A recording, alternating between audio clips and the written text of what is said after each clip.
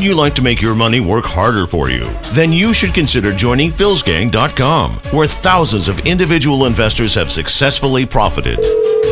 This year I'm up 60% on my portfolio. Following your system has been fantastic. I've been with you for about a month and a half now, and I'm already up 7%. I've been in the business for a long time, and you're really one of the best I've ever heard. Well, I just want to let you know what a great teacher you are. For over a decade, philsgang.com's Phil Grandy and Donald Cogswell have been teaching, coaching, and investing right along with all Phil's Gang members. I want to thank Donnie for market wrap. I bought 2,500 shares of AUI and sold it this morning at $820 profit. Why not join thousands of satisfied Phil's Gang customers today? Go to philsgang.com, philsgang.com, or call 877-600-4264. That's 877-600-4264. Call today. Is your money manager giving you safety and security? Wouldn't you like... Good morning, everybody. This is the Francesco Abbruzzino live news and talk show, and I am your host, Frankie. This is a one-man show. I do all the research, all the technical aspects, the hosting, everything. So if I seem a little distracted, it's because I'm wearing several shoes. We got a good show, I think, today. A lot of news to talk about. Of course, Ferguson is topping the list. Got a busy today. We got to do this, and then I go do the job that actually pays the bills, and then I got to go up and record Saturday's show up in Sarasota. So let's go ahead and get started. First of all, the sponsors. Remember, all these things, when I play them during the commercial, beginning of the show, end of the show, that they basically I have revenue sharing with them. So if you purchase something through my website, then I get credit, and it goes towards the operations of the program. Just go to the uncensoredreport.com, which you are probably on right now if you're watching it live. And then also the Francesco Abbruzzino show.com too. You can go there. That's it. Okay, thank you. And now let's go. Sorry, I got distracted. Oh yeah, one last thing. Phil Grandy, philsgang.com. Go to my website, click that picture that you had up there. He's offering for the first time ever $75 webinar where he goes through and shows you the stocks and shows you basically what he's doing and why he's making so many people that follow him money. He has a nationally syndicated show that runs from 3 to 5 Monday through Friday, and he's pretty successful. He is based here out of Sarasota, and he is my sponsor of my local show on Saturdays. So let's get over to the news. And like I said, everything's revolving around Ferguson. I was in the gym this morning, and the strangest thing happened where they came on and stated that the Governor Nixon, gotta love that name, he wants to ensure that the officer is gone after aggressively and prosecuted. It's like he's already made up his own mind, and I've never seen anything like it. He doesn't know all the facts. They're not out there. And everyone that knows me knows that I'm not a fan of police abuse. I think that their disciplinary actions taken against many of these officers are pretty too soft, which leads them to go out and continue to do things that they should not be involved in. And yes, they are held to a higher standard, and they should be. I believe that 90% of the other officers out there are doing the right things. The power's not going to their head, but that 10% out there are giving them a bad name. Again, I refer to the local Northport Police Department here with many of the issues going on there. And, I think part of the problem is just that Chief Vespa doesn't know how to communicate effectively. And why do I say that? Because I've sent Freedom of Information Act request to him. He just ignores it, just like the Northport City Council. Why? Why would you ignore something with the press, with someone like in this general area? I have a reach of between 180 to 320,000 people a week. Why would you ignore it instead of getting them information out there so that we can slam it down? We can resolve any issues like his K9 dog incident where the guy was out kissing a 16-year-old on a couple occasions. Like the Melanie issue where she was out there at a sexually explicit party. Instead of filing suits against people that file FOIAs. It's ridiculous the way that government is ran down there.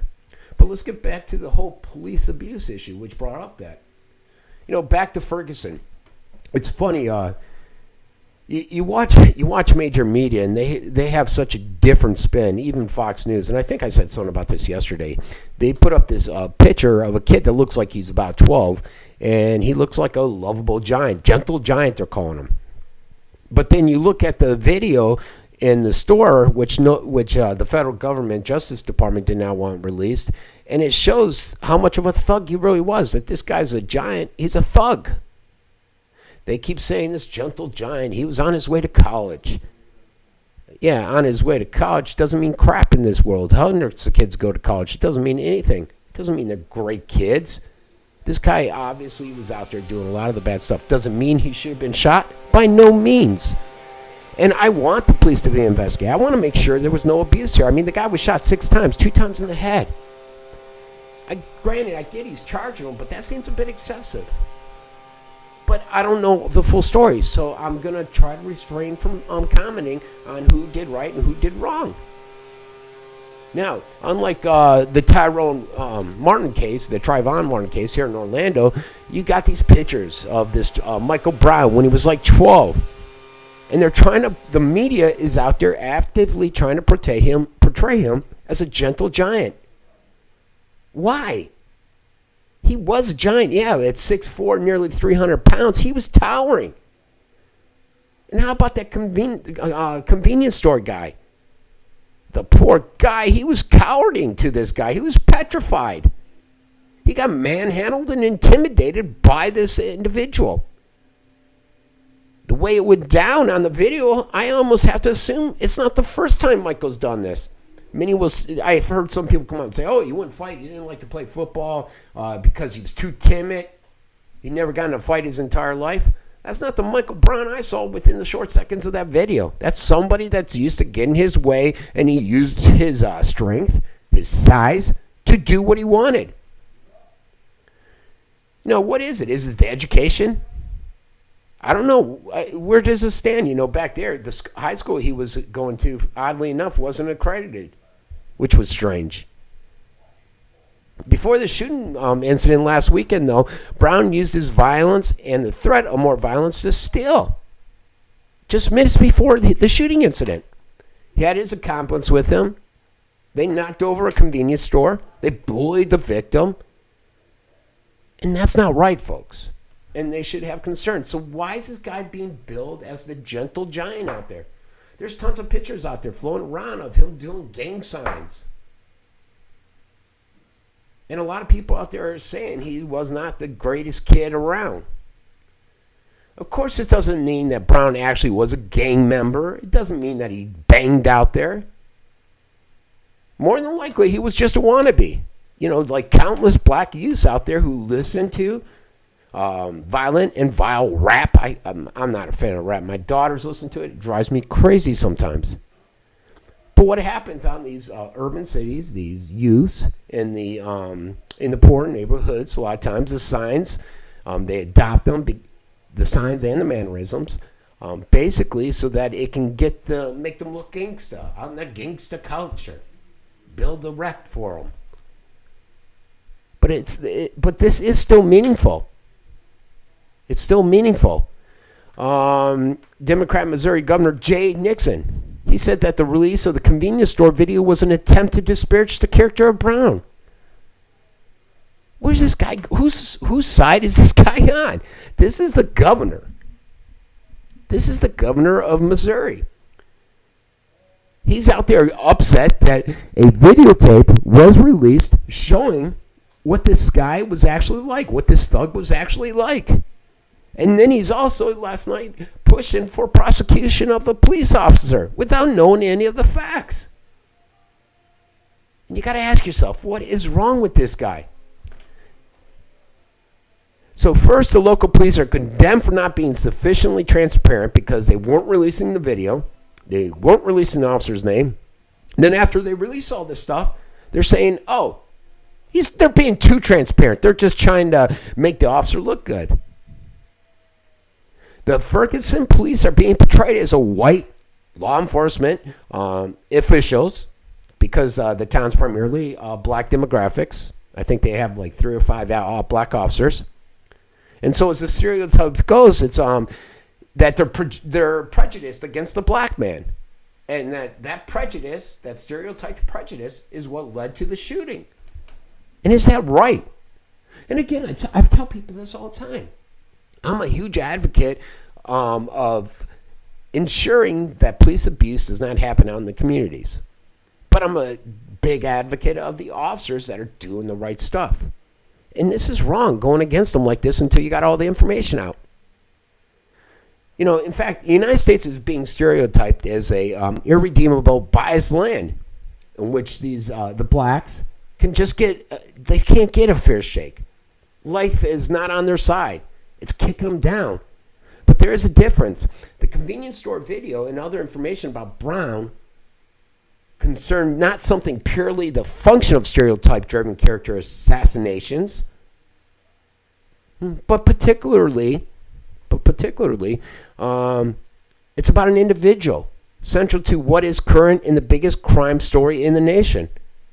This gentle giant narrative took another blow over the weekend when eyewitnesses who previously excuse me, my sinuses still. An eyewitness that's conversation previously unnoticed in the video of Brown shootings aftermath was brought to light. And he basically corroborates what happened with the police account of the event that took place.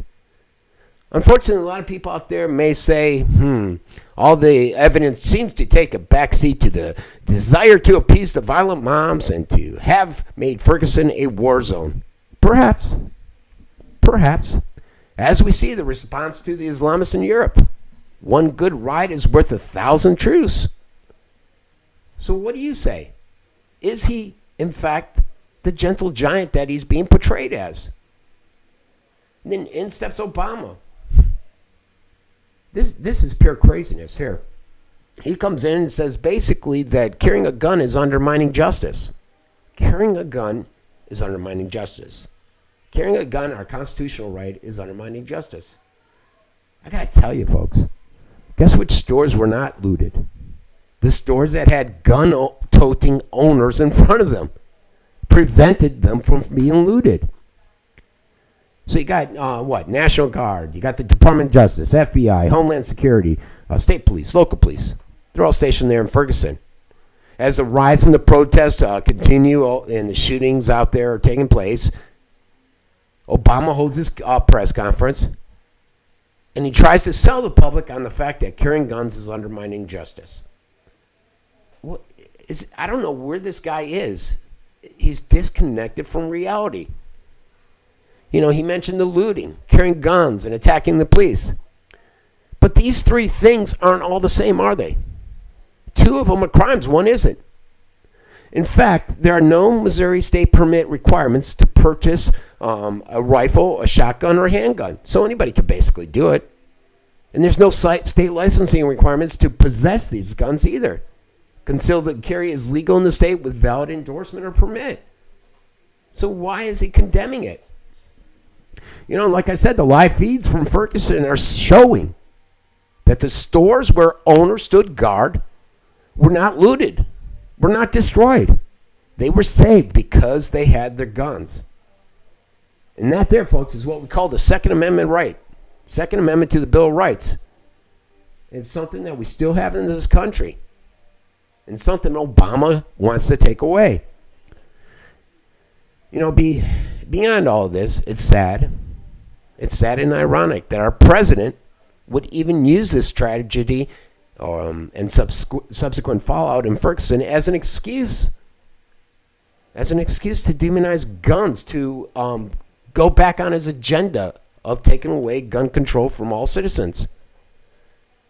When the dead teen everyone is protesting over here was completely unarmed and shot 6 times by a police officer, including 2 to the gun. He put a lot of emphasis on that.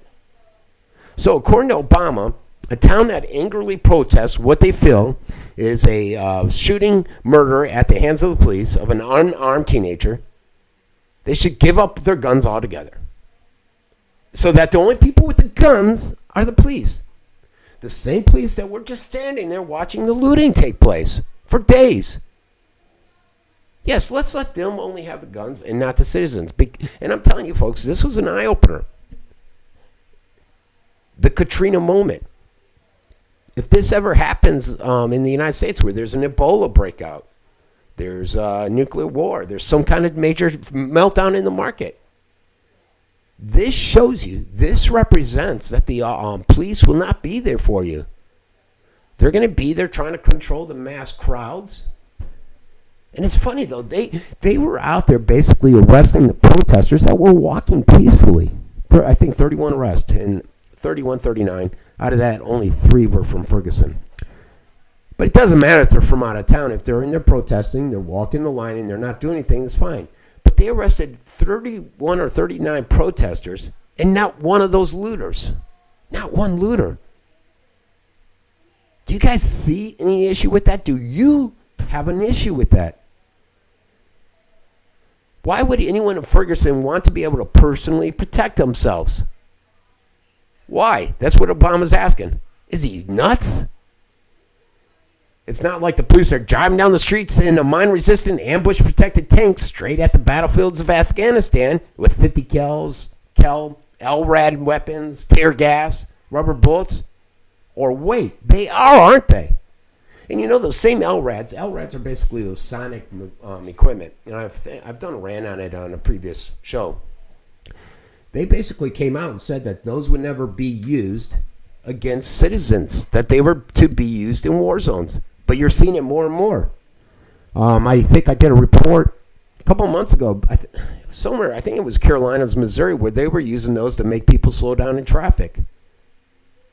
Why do you need that LRAD out there? We all saw it. I saw it. The videos are out there. If you haven't seen it, go out and look. And so basically the premise is we're getting all this equipment, but we're not going to use it to attack you. We're getting the Humvees, the V100s, all this arsenal through grants, through Homeland and Justice Department, through the 1033 program. But they're there to go after the criminals. I saw them being used on protesters. And so, you know, and now in steps Eric. And Eric Holder is actually making some sense on this. And I don't know if he's doing it to appease the black demographics out there or what, but he came out and he said, look, Michael Brown's death has brings about cause for robust action to increase police diversity. Well, we expected that. He's an African American. He wants diversity. But he's vowing to use Michael Brown's death and the riots out in Ferguson to push for more diversity, which is fine. You know, I think you need that. What I don't want to see, though, is where you come in and you got a white person and a black person, both with the same skills, but they're going to hire the black person in the name of diversity. And I've heard about that a lot of times. I'm not going to name names up here, right here locally in Sarasota where it's happened. So that aspect of it concerns me. You know, Holder was out there. He was calling for an end of the acts of violence in Ferguson, which everybody's doing. You know, he basically came out and said they seriously undermine the situation rather than advance it. And it's going to interrupt the deeper conversation that's out there that the demonstrators are trying to advance, which is the militarization of the police. Now, he's pledged to go out there and investigate the matter in full and fair and independent manner. Work with the police, work with the civil rights leaders and members of the public to ensure the tragedy has been understood, that robust action's taken. I don't understand why they're up there. You know, when they say civil rights leaders, they're talking to Al Sharpton. Al Sharpton's a race baiter. He's a hater. That guy's out there for his own agenda. Same way, and I think sometimes about Reverend Jesse Jackson that way too. These guys are not leaders. They're out there to increase their own agenda. You know, Holder said that he understands the police officers that to make split-second decision, but that good policing requires that forces use it in appropriate ways. And that is a question. Was it used appropriately? 6 shots, 2 to the head. I keep thinking of that. You know, their enforcement priorities, the arrest patterns, they must not lead to a desperate treatment under the law, he says. And he wants police to be diversified. You know, it's admirable that he wants this diversity. But 1 week into it, when you still got violence, you still got protests, should we be out there talking diversity? He's almost out. It's almost, call me crazy, it's like he's out there race baiting it already, using this to push his own agenda, stating that there's still racism out there because the police squads aren't diversified.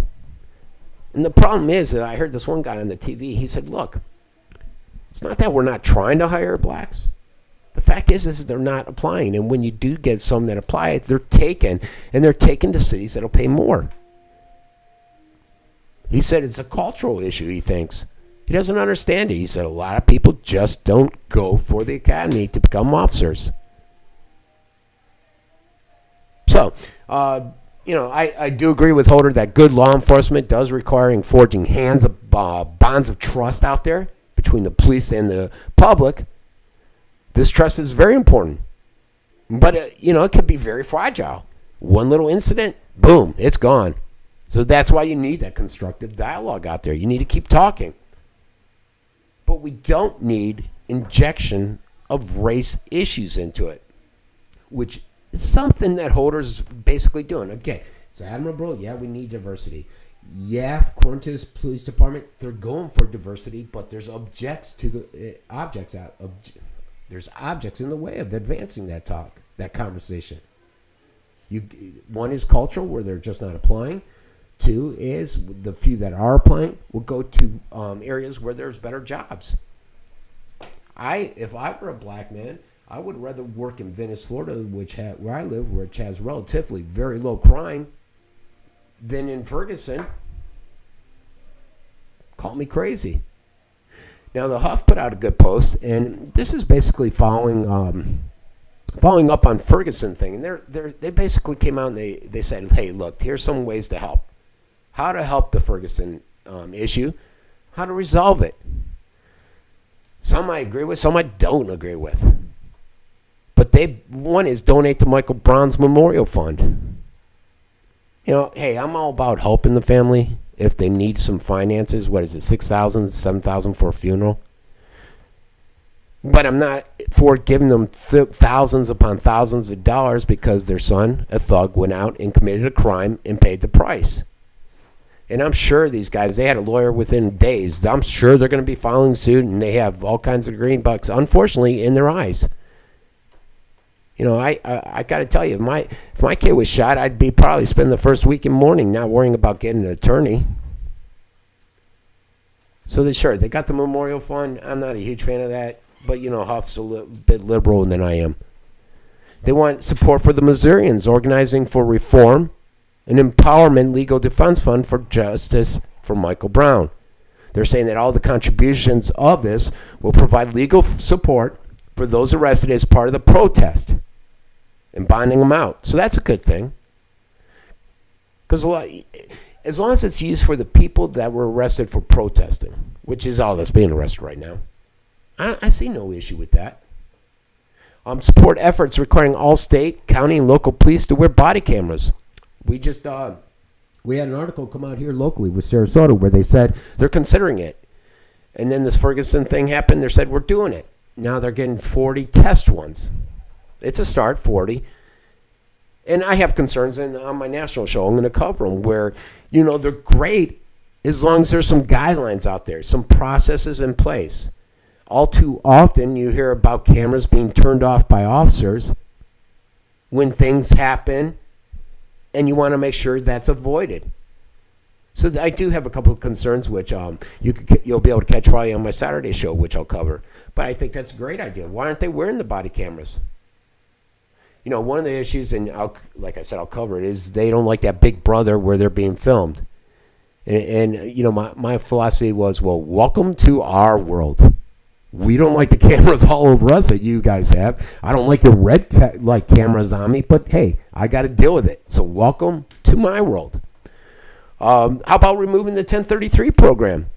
This is a great idea. It was started back in 97, and it provides local police departments across the United States billions of dollars of surplus military weapons. Do they need it? Do we need to militarize them?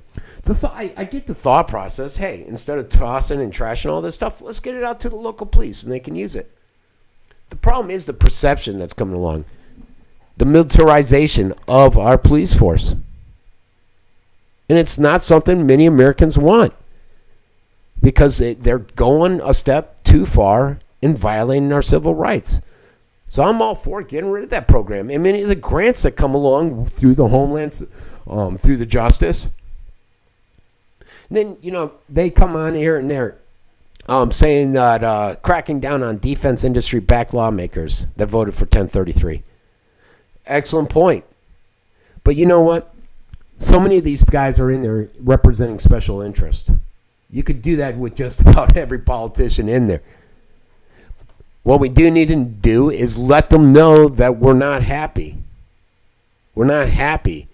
We need to stop this militarization of the police. And if you continue to support it, then it may reflect in the voting. So, that's it's a tough one, because a lot of these politicians sit out there and they vote along the lines with special interest. So you're looking at even a deeper issue, a deeper political issue there that needs to be cleaned up and fixed. How about demanding some accountability from our federal and city officials? That's a great start, isn't it? Where are they? How come the federal and city officials aren't sitting there saying, hey, you're being militarized. I don't like this. I don't want this. You're going to violate a lot of civil rights, but they're not. They're playing the political games that they play out there, folks. You could there are locations out there. Huff says send some condolences of support to the Browns family, which is fine. Yeah, you want to support them. They didn't do anything wrong. Their son was a thug. He got killed. Probably could it have been excessive? Possibly. I like their ninth one, though. It's to diversify your media consumption. Don't just listen to major media. Diversify. I'm to the right on a lot of issues, but yet here I am looking at Huffington Post, a left blog. I found myself the other day watching CNN, which is a rarity.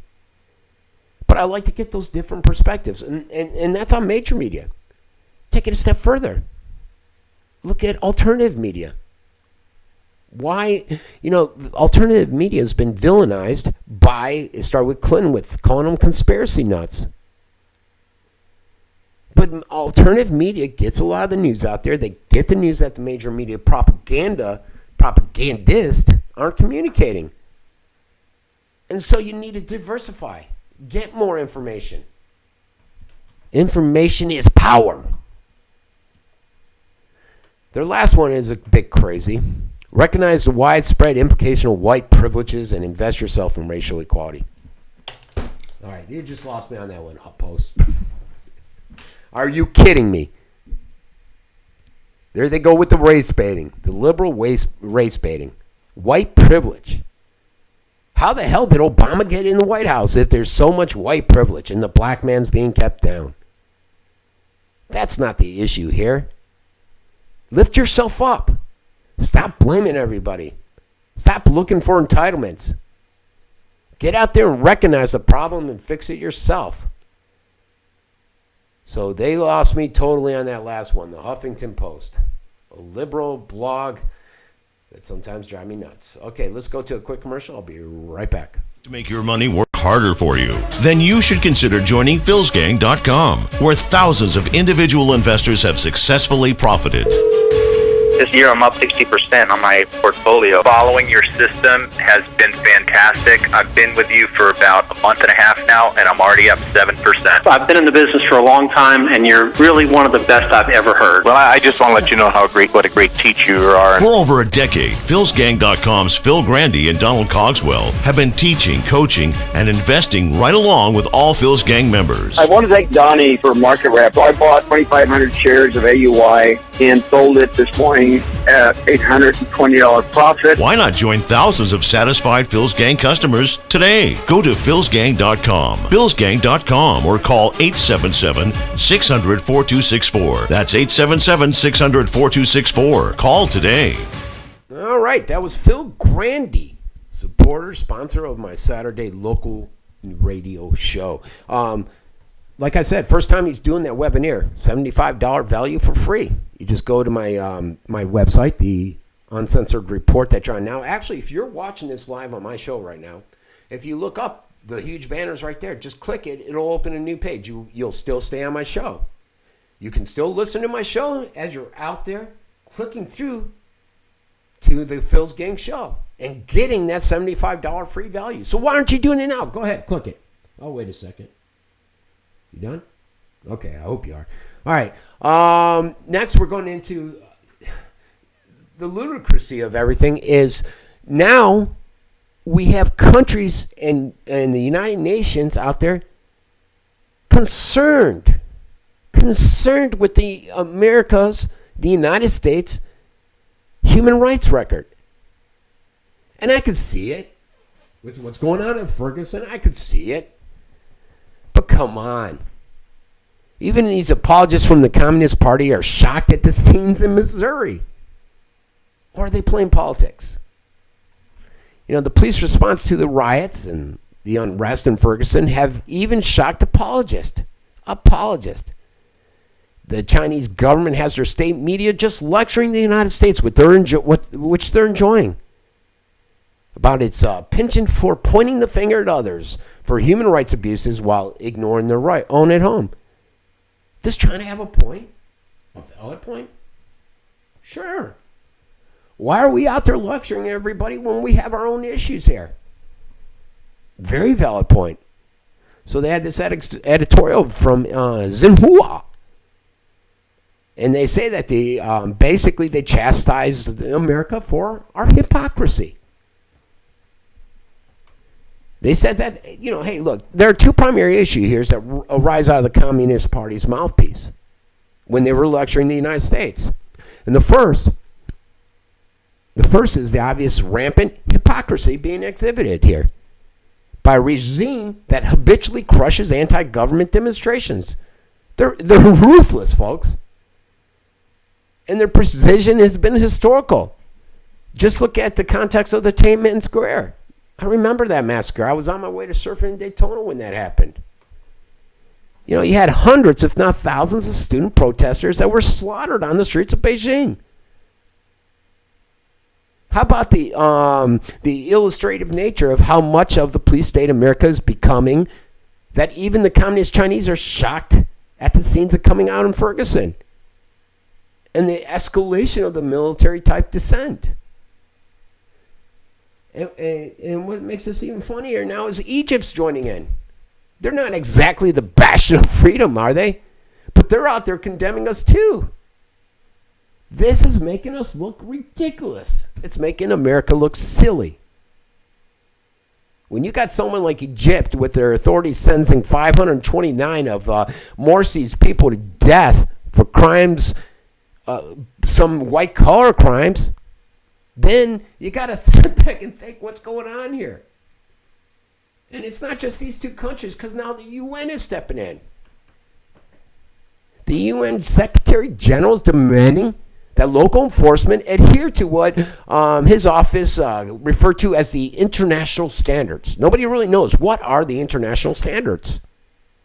But why? And furthermore, why is the UN meddling in our affairs?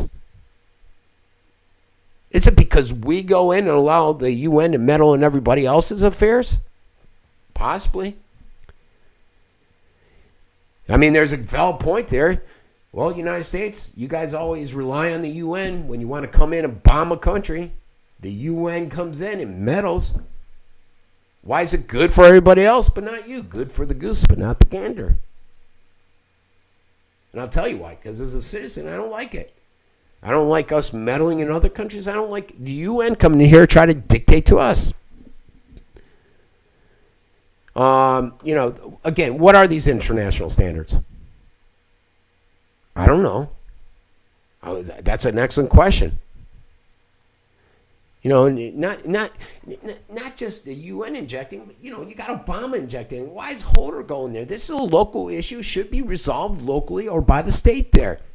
How it's blown out of control like this is beyond me. It's beyond me.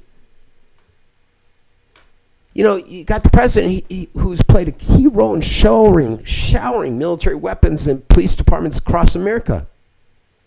So he takes a break from his vacation to slam local law enforcement for their response to the unrest that he set them up for. He's the one that put the weapons in their hands. Or how about Attorney General Eric? He's out there. He's going out to Ferguson today. He's upset about all the arms and the police militarization. But this is a guy that's under criminal contempt with Congress for the Mexican drug cartels and providing them with all kinds of weapons. So where do these two guys get off? And maybe that's why the UN's injecting themselves, because, hey, the president is, hey, we'll get in there and inject ourselves. You know, he offered us this unsolicited advice, trying to tell us how to follow and adhere to international standards and ensure the rights to peaceful assembly. Freedom of expression should be protected. We should be showing restraint. I got to tell you, he's right. We should be doing all that. And why aren't we doing all that? And why has Ferguson blown up? I'll tell you why. Because the police are militarized now. They don't think our rights are oblivious. We don't have rights anymore, apparently. Apparently the Constitution means nothing. But, you know, let's just look at the UN and the people that are sitting on the Human Rights Council. So this is the entity that's out there lecturing us on how we are violating human rights. The same entity that has the Russian government. The Russian government sitting on their Human Rights Council. They're notorious for abusing protesters. The Pussy Riot. I don't know if you guys saw that. I once was watching a video. Pussy Riot. They got attacked by several security people and brought to jail, and they beat the heck out of these three girls. Or how about murdering journalists there who exposed their abuses? So, you know, what are these guys doing on the Human Rights Board that's telling us how to treat people? In reality, the UN's own international standards are different. They're from night to day with U.S. standards. In Article 29, the controversial document claims that purported rights and freedoms are subject to such limitations as are determined by law. And it also claims that rights may, in no case, be exercised contrary to the purpose and principles of the United Nations. And so contrast that with our U.S. Constitution. So the problem isn't that we don't have the rights and that their international standards are better than ours. The problem is that our police, the Obama, the governors aren't adhering to the Constitution. You know, these self-styled activists that some might call useful idiots are hoping that the dictator-dominated UN will get involved in Ferguson. Everybody wants to get out there and get involved in the United States. And this latest meddling in our affairs just shows how the UN is increasingly aggressive in their campaign by global elitists to influence the domestic American policy. From federal down to local level governments, we're seeing it now. Less than 2 months ago, the UN paraded swarms of self-styled human rights experts from their dictator-dominated outfit, demanding that officials in Detroit do something, follow international law over water, because a bunch of people weren't paying their bills and water was shut off. So they injected themselves into that conversation. And you can even go beyond the local issues. The UN is increasingly seeking to control the state and federal policies as well. They're out there acting as though the Constitution doesn't exist or that it's meaningless. For instance, this year, the UN released a human rights blasting the gun rights of Americans. What the hell do I care what you guys think? Those are my rights with the Constitution. They blasted the U.S. constitutional system of self-government. They don't like our laws on immigration. We got them flowing across the border. We're not doing anything. We're bringing them in. But they take issue with it. It's not the same everywhere else. I've traveled internationally. I can tell you that. It's craziness. They don't like our protections for self-defense of disciplining our children. In England, if you spank your kid, you could get in big trouble. Are you crazy? This ridiculous. They wanted, before that, they were even wanting Obama to nullify state governments' stand your own ground laws. And it's just not the American Constitution and system of government that is under assault by these UN bureaucrats. As civilized nations come under sustained UN attack from this imaginary human rights violations, autocrats are the ones that are doing much of the accusing.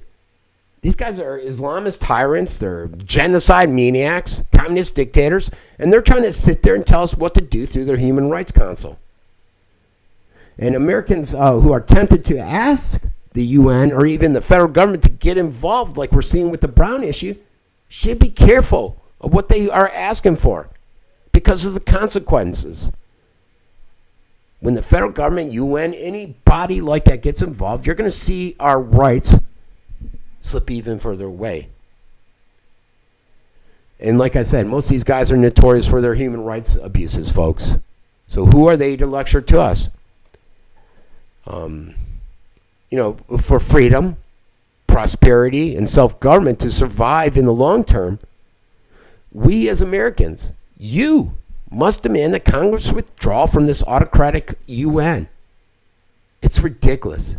And rein in the out-of-control Obama administration that stomps on our Constitution. Getting the U.S. out of the UN, and there's already legislation pending to do this, would set the globalist establishment plans back by decades. Even just defunding them. Let's defund the global circus. That would be a great start. And it can be accomplished by the GOP-controlled House. But not on its own. They need the Senate. And perhaps all this meddling by the UN will be an eye-opener for many, and they'll start to take action. What say you, folks? Am I off base? I don't think I am. Let's take a quick commercial.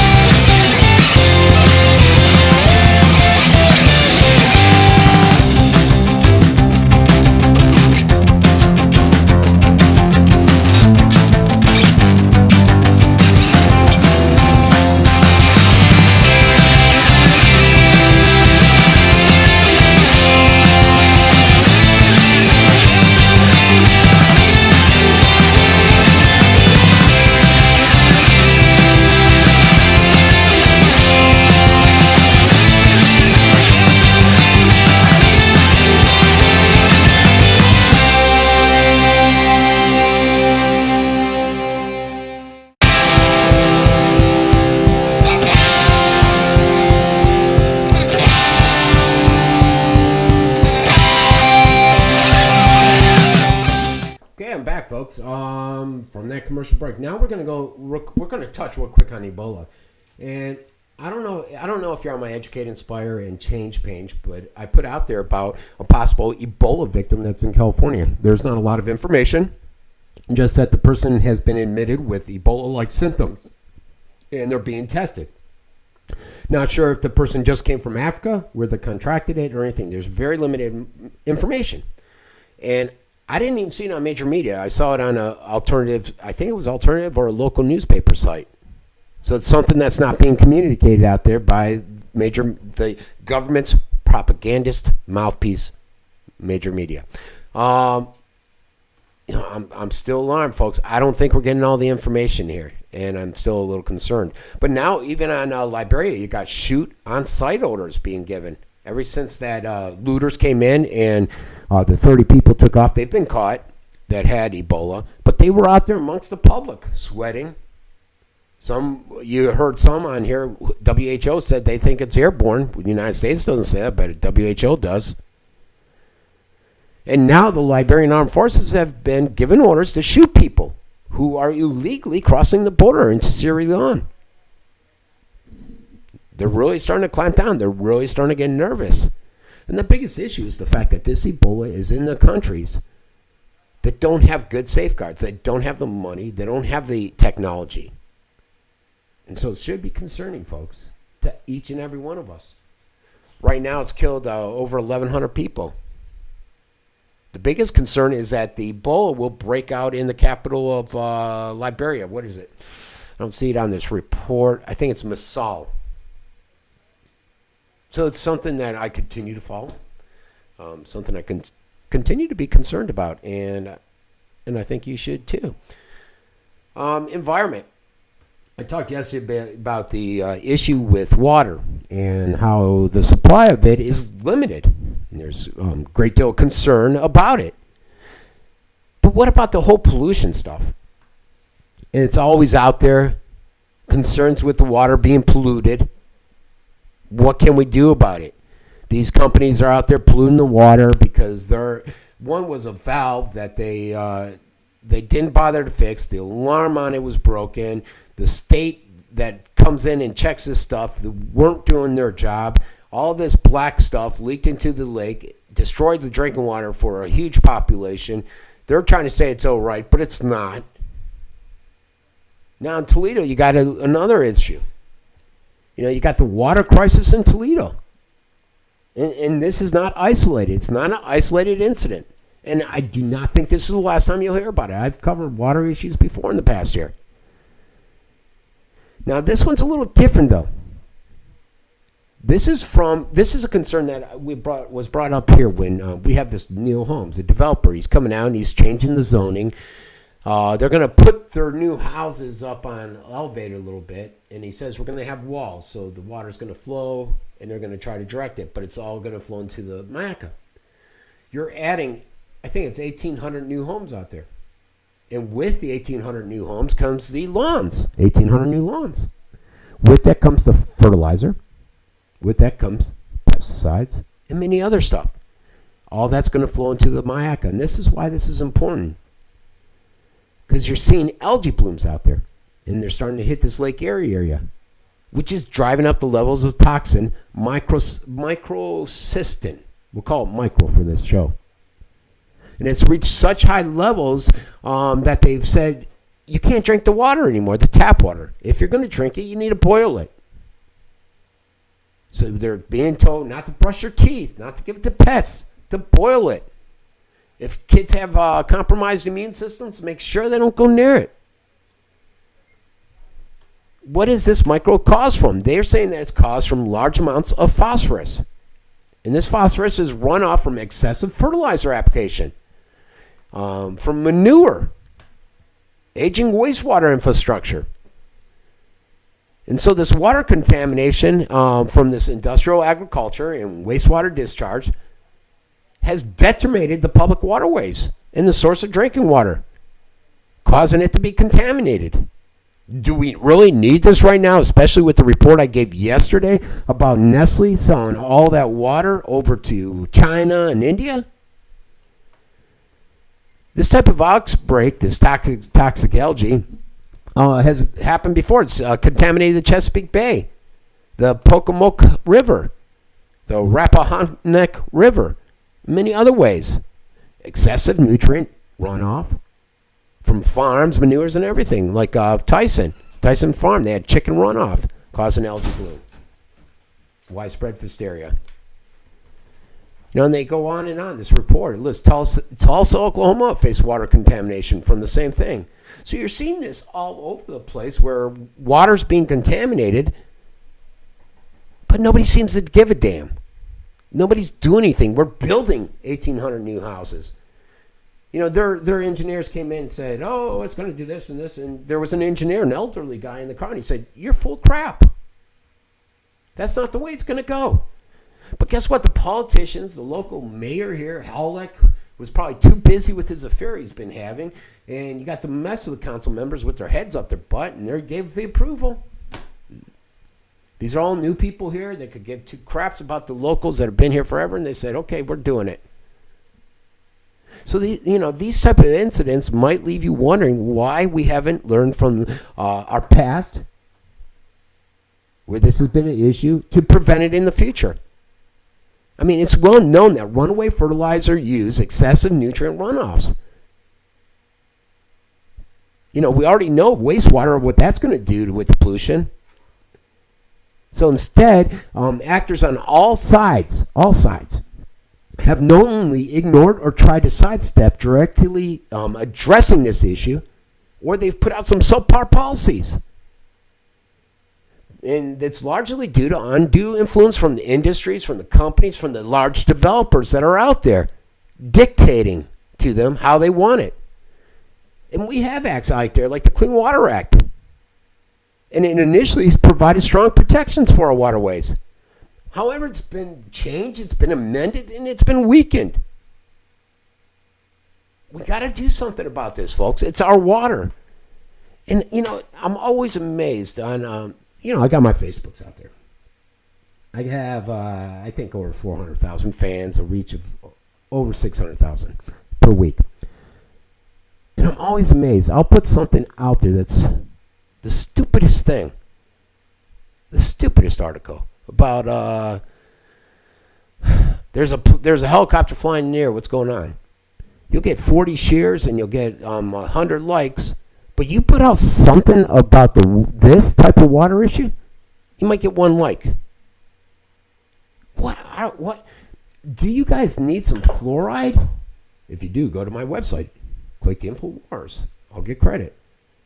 Maybe this is it. Maybe they don't have enough fluoride in their diet and they're all dumbed down. I don't know what it is. They're out there watching reality TV. Too much reality TV. I saw another one's coming out. I'm like, this is ridiculous. I don't know how people could watch it. We're so distracted and we're not paying attention out there. We need to pay attention. And we're not seeing it being done, folks. We need to protect our waterways. We need to get into it. And until the public and environment health is put before this industrial agriculture and the polluters, before our interests are put first, we stand to face more of the same crises. And it's going to cost us, the consumers. So how do we change this? How do we go about changing it? I can rant all day, but if I don't have solutions, what does it matter? First, the water quality trading cannot stand as an option. This is a false solution.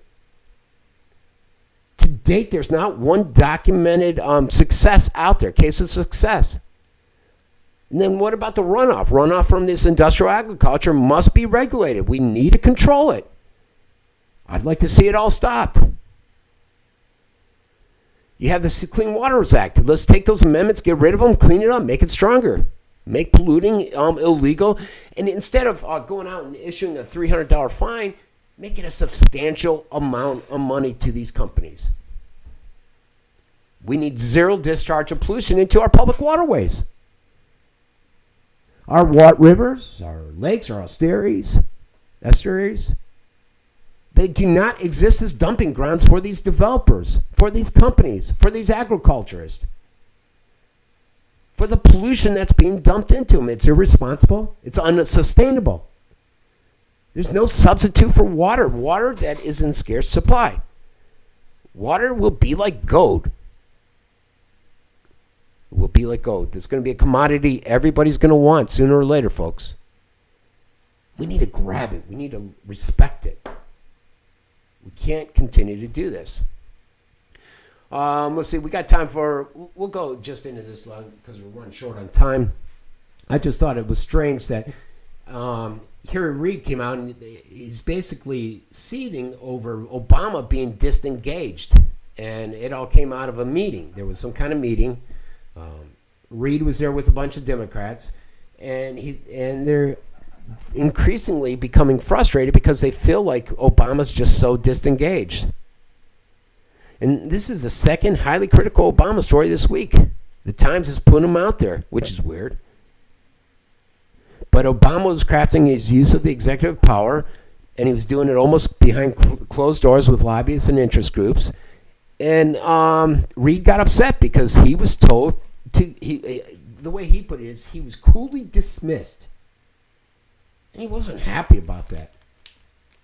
He went back, he returned to the Capitol. He told senators and staff that he was astonished at how disengaged Obama is. And a lot of people are starting to say that, and they're starting to wonder if he's mentally okay with some of the decisions, some of the commentary he's putting out there. Because normally you don't see this. Members of political parties don't come out and criticize their president like that. But you're seeing a lot. You got Angus King. These are some Democrats that have come out. Joe Manchin, Senator Claire McCaskill, Richard Blumenthal. They all appeared comfortably going into record with questions about Obama's relationship in Congress, and they openly said they were openly critical. So it is interesting. It is interesting. Hopefully Obama's paying attention. Hopefully he's listening. I doubt it, but hopefully. The rest of the stuff I don't have enough time to cover, so we're gonna call it a day. Like I said, I got my actual work, which involves EOBs and other stuff, and it puts food on the table. I'd like to start putting food on the table with this show, though. So if you have any interest in any of these products that you see during the commercial, I'll run them again at the end of the show. Go to my website. You're probably on there now, theuncensoredreport.com. You have to be if you're watching this live, and check them out. Some great products there. Remember to catch my Saturday show at 12 o'clock, especially if you're local. This week I'm taking a national perspectives and putting a local spin on it. So we're talking about the militarization of the police. And could it happen in Sarasota County? I'm talking about corporate welfare with Benderson, the guy that's building a huge mall here. We're talking the 2050 plan, which is the urban sprawl, going out there and building in our rural areas in the name of the developers. We're talking cameras on police. So we got a lot of issues that are national issues, but I'm going to try to localize them. That's it. If you got any issues, if you got any questions, if you want to tell me I'm a jerk, check out any of my pages and let me know. I'll see everybody later.